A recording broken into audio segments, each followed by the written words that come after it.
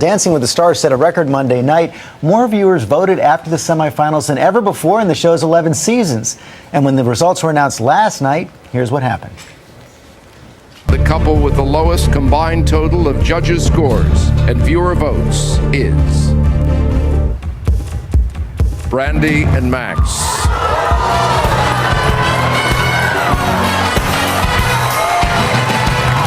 Which means Kyle and Lacey and Jennifer and Derek will face off against Bristol and Mark for the trophy.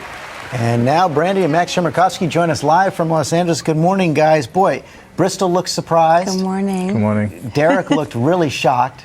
You guys must have been shocked. Well, yeah. Yeah. A little. A lot. You know, Brandy, last night you called it the best roller coaster you've ever been on. You still feel that way this morning?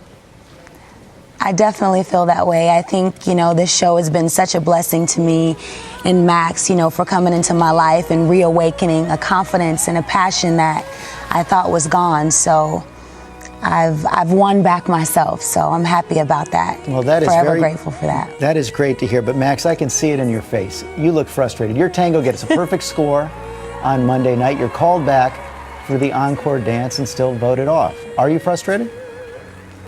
No, I'm not frustrated. I'm actually watching dances back. That waltz deserved the perfect score too. So, no, you know, it is what it is. You know, people vote, and that's the beauty of our show. It's also kind of a, you know, the downer a little bit. You know, I think I'm just not a very good Dancing with the Stars professional for this particular reason. Is that I'm a trained ballroom dancer, trained with the idea of like a racer. You know, you cross finish line first, you win. You know, in this case, you cross the finish line first, somebody barely finishes, and then you get a tie because they showed heart. It's kind of difficult for me to deal with. Oh, well, that is an interesting way of putting it. You know, Brandy, you talked about your relationship with Max and what you learned from it. And it really did seem that you all had something special going on. I want to show a little clip here from earlier in the season. I trust you. With all my heart. I trust you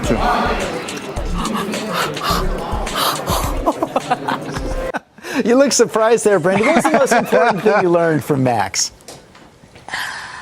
I just learned to believe in myself and to just live in the moment. That's what he taught me. You know, when I first started, I was so worried and I was in my head and I was antsy and just anxious. And he was like, live in the moment, believe, and you got this. And that's what I will take. Well, what about like pointed toes and straight knees and a hip action? Come on, man. That too. You taught me how to dance. I give it to you. Hey, buddy. So, Max, you were talking a little bit ago about your frustration. Weigh in on this whole debate about Bristol Palin. You think she deserves to be in the finals? Yeah, I think everybody deserves to be in the final. But, you know, if we're going to be honest, you know, I think Adrina deserves to be in the final with Tony, and I think Rick Fox deserves to be in the final. I think Florence Henderson, of all of us, deserves to be in the final. You know, she is the oldest and she's done phenomenal. I wish at her age I would be able to move like that. So, you know, it's a matter of opinion, and you know, I'm glad that there's a show on TV that allows people to express their opinion.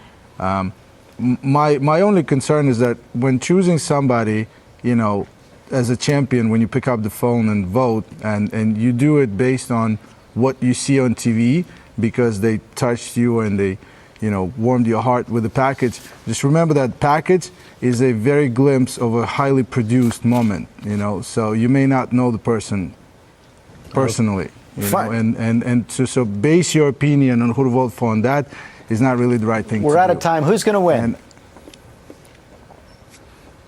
I hope Kyle wins. Okay, you heard it there. Okay, thank you both very much. You're good sports.